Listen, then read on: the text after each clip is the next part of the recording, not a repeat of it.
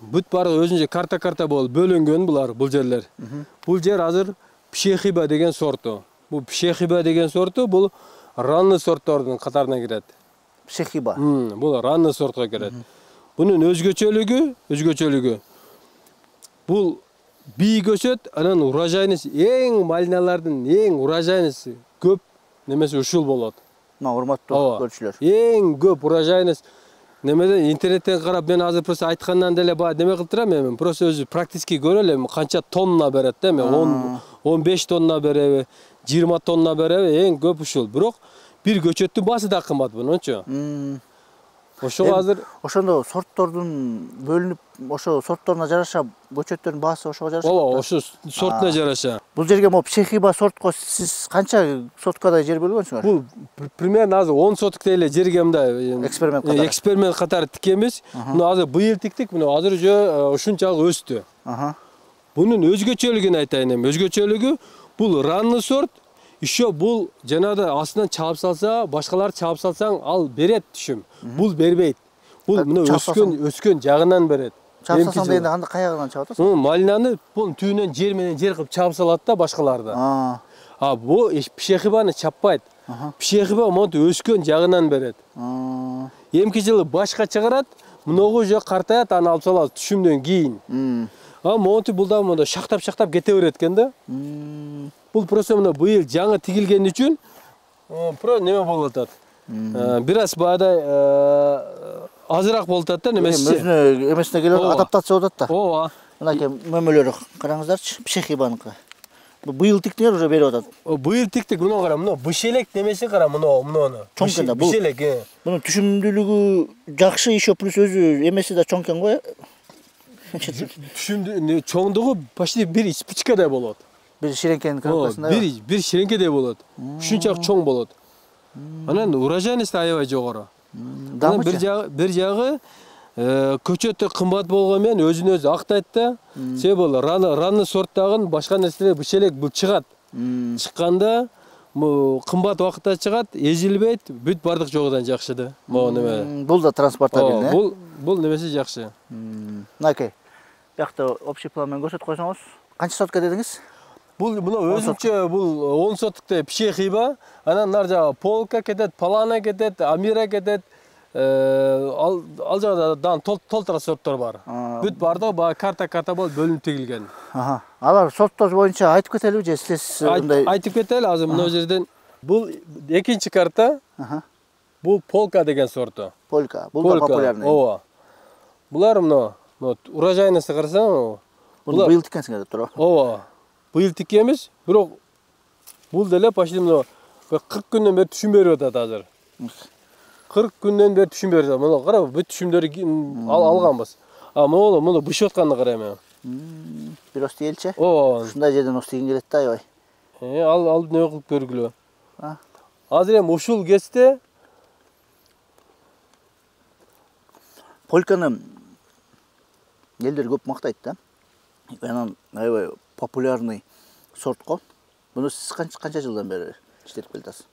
Жок, буларды биз быйыл тиктик. Быйыл бүт неме кылып келатабыз. Полкаларды же адамдар тигип испытаниядан өткөргөн, испытания жасаган. Бирок жакшы. Полка, Палана бул сортторду адамдар тигишип атат. Булар жакшы сорттор. Анан башка сорттордун да биз дагы көрүп атабыз да. Буларга караганда дагы урожайность көп сорттордун да көрүп атабыз да. Конаба силер быйыл тиктиңер.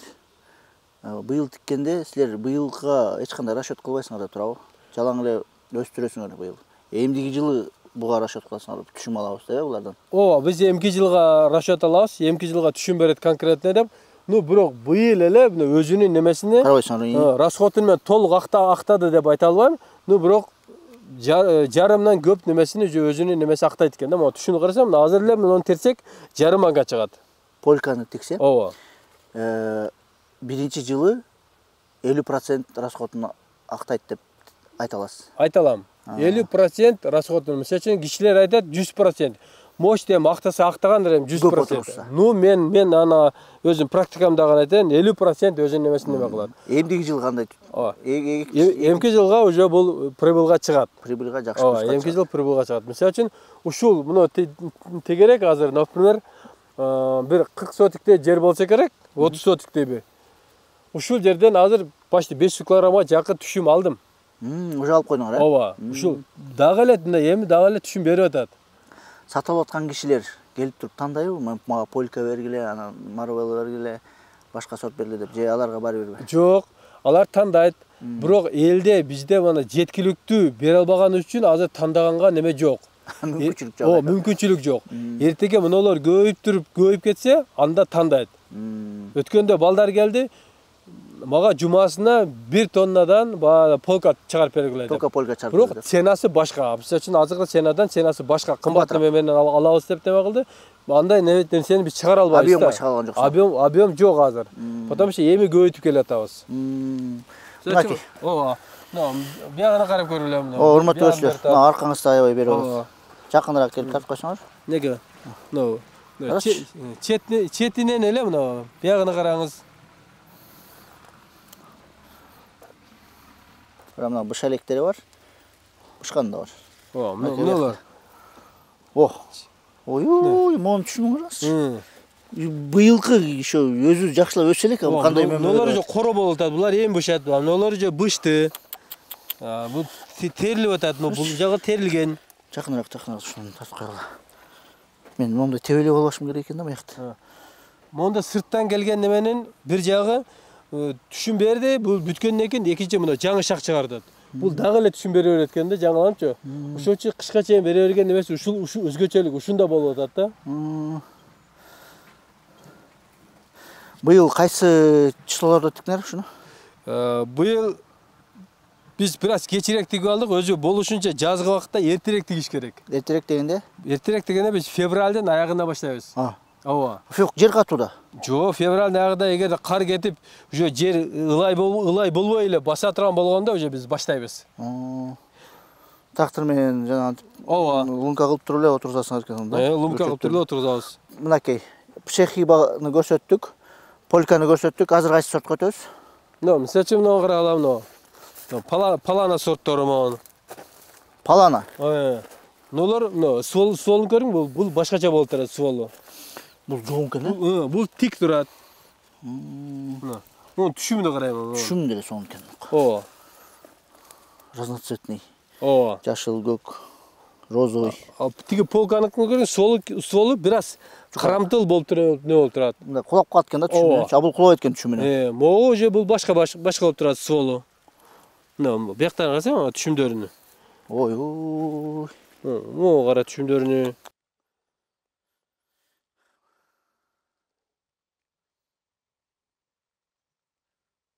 Булар сорттору кайсы сорт дедиңиз буну? Палана. Палана. Суукка чыдай турган сорттордон кайсынысы болушу мүмкүн? Суук деген нерсе бар да бизде. Эми суук деген нерсе бар. Суук канча бир немесиге жеткенде, мисалы үчүн -5ке барып кетсе, кандай малине болбосун алып кетет. Алып кетет. Сорт алып кетет. Жок, бул сортко карабайт, бул алып кетет. -5ке барса алып кетет. Кышкысын уктагандан кийин бул эч нерсе болбойт. Уктагыча азыр, например, ушул убакытта жаны бар деме. Жаны бар убакытта алып кетет аны. Кулпунай менен иштегендер, үштүйгендер көп да. Малинадан кандай нерседен көп коркпош керек, э? Малинаны биз чаап салабыз да, мончу жер менен бирдей кылып чаап салганда, бул канчалык суук болсо да жердин немеси өзү бул термес да. Кайрадан ошо тоңуп туруп, кайрадан суусу кеткенде ал восстановить этиле берет ал. Восстановление болот, эч нерсе болбойт жердин түгүндө. Малинанын ошондой бир плюсу бар экен да, чоң. Бирок мына жердин бетиндегиси үшүк алышы мүмкүн. Катуу суук болсо. Бирок түгүндөгү калат. Түгүдөн бул кайрадан дагы чыгара берет да. Ошо кулпунай менен айырмачылыгы ошондо экен. Ооба. Жана эле айтып кеткенди көрүң, суолдор бул башкача болуп турат. Полканыкы башкача, бул башкача, пшехиба башкача, амира деген сорттор бар ал жакта. Алар бир өзүнчө бир башкача. Ар биринин бир өзгөчөлүк немелер болот экен. Амира деген сортко каралы. Мына караңыздар эми. Полканын немесини. Жизнь малина, урматтуу көрүүчүлөр, урматтуу дыйкандар. Ошо Кыргызстанды жизнь малина. Бир нерсени айтып кетейин, неме? Муну азыр бир аз майдараак болуп турат. Бул себеп бул быйылгы көчөт. Тамыры конкретно азыр баягы жерге жайгаша элек да. Ошон үчүн бул бир аз майдараак болуп турат. Майда дегенде эле немесинен чоң. Бирок бул эмки жылга бул тамыр жайгашып калса, бул жакшы. Эки эсе чоң болушу мүмкүн. Эки эсе чоңоёт. Анан урожайность дагы ал вообще көп болот анда. Мен мына жерде бир айтып кетейин, Аяз. Мисалы үчүн, мына карасаң, мына көктөгөн ушул жерде. Эл основном элдин талабы эмнеде болуп атат? Ушуну көктөтө албай жатат. Себеби бүт бардык тиккен киши эле буну көктөтүп баада неме кылыш биринчи жыл аябай кыйын да. Бүт бардык нерсени, ежевика болсун, малина болсун, клубника болсун. Биринчи жыл жакшылап көктөп алса, ал кийин живучий болот, өлбөйт ал. Биринчи жыл көктөтүп алыш проблема болуп атат элдерде. Элдерде эмес, мен өзүмдө да проблема болуп атат. Ошонун немесинен элдердин канчалаган башкалардан алып курап калгандар, гектарлап курап калгандардыкы, банкрот болуп калгандардыкы ошон үчүн кыйналып калды. Ошого мындай буларды билген кишиден жолуну конкретно үйрөнүп алса, ал жеңил эле да. Мисалы үчүн мына быйыл тиккенмин, еще кечирээк тиккенмин.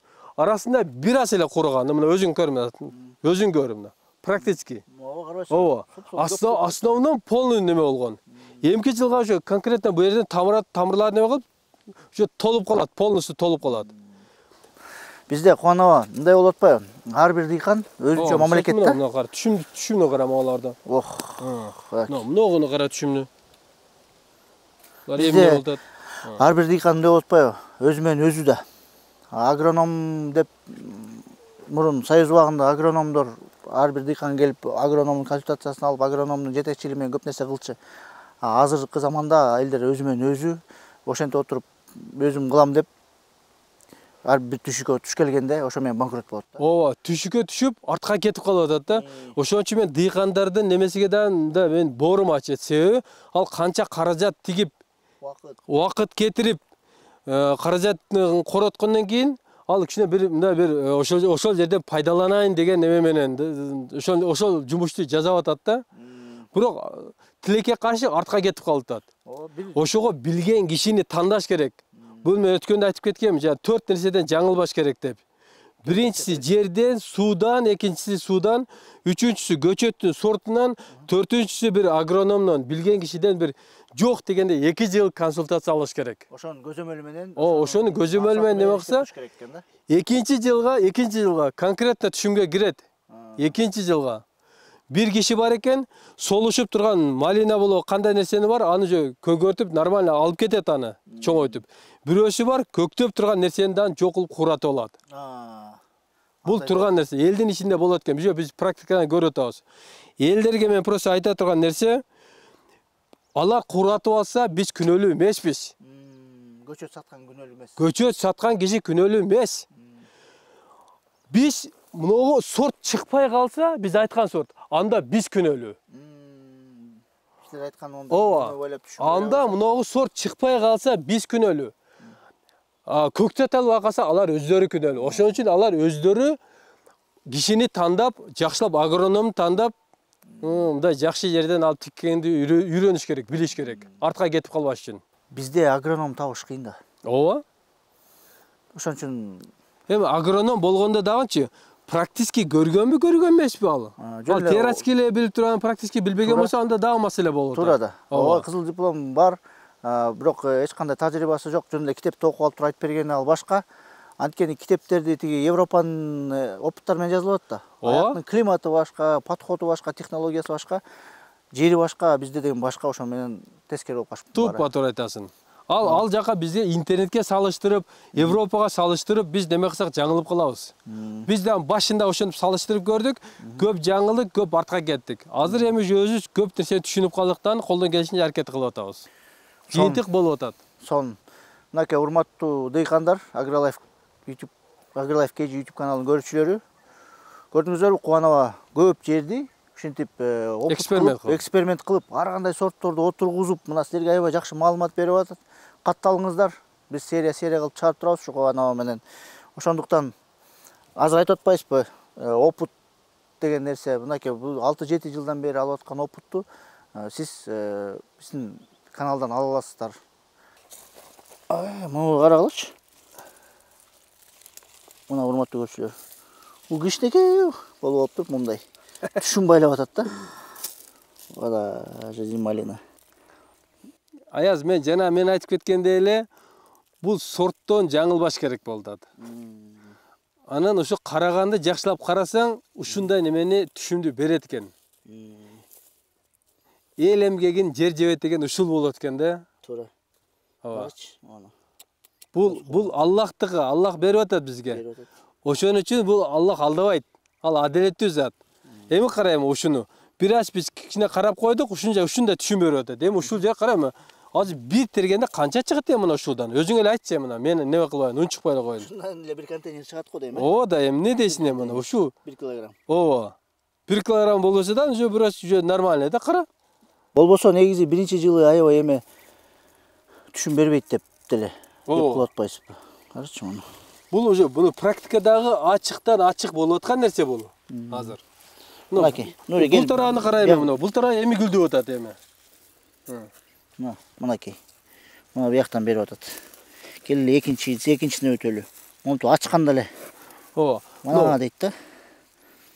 Биягына карайм, мына карайм, мына. Жакына өт.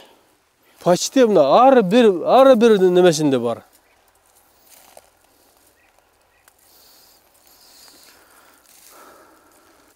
Мынтип көтөрсөң эле мондай экен го баары эле. Көтөрсөң эле. Бак уже байлап өсүп. Мыналар кара мына. Бюджет терилип бүтүп атат, ошо дагы эле берип атат. Камераны мынтип астынан көрсөтүш керек экен да, биякта үстүнөн эмес, астынан камераны алып түшүш керек экен да. Тескерисинче кылып алып. Мыналар кара мына. Бүт эле мына. Оларды кара мына. Ой. Аркага өтүп кетсеңиз түптүз. Көтөрүп берсеңиз аркасын. Мыналар кара.